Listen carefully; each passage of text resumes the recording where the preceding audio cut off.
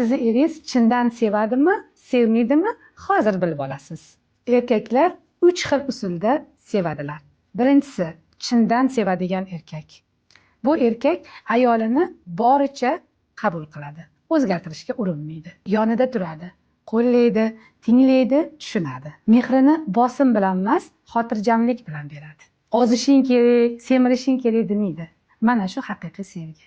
Ikkinchisi, rol o'ynovchi narsist erkak. Odamlar oldida ideal er vazifasini bajaradi. Xilma-xil sovg'alar, e'tibor, bular hammasi sahnadagi rol. Bunday erkaklar odamlar oldida ideal er vazifasini bajaradilar. E'tibor, shirin so'z, sovg'alar bilan ayolini va hammani lol qiladi.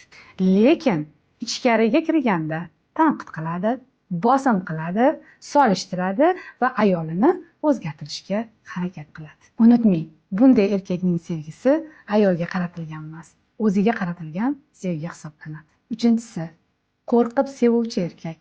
Chindan sevadi, lekin qo'rquvi sevgidan ustunroq. Bunday erkaklar ayolini yo'qotishdan, rad etilishdan, tashlab ketilishdan juda qo'rqadi. Shuning uchun bunday erkaklar doim sovuqroq ko'rinadi. Ular rostdan ham ayolini sevishadi, lekin hislarini boshqarishni bilishmaydi. Sizni hayotingizdagi erkak yuqoridagilarning qaysi biriga mos keladi? Izohlarda albatta yozib qoldiring.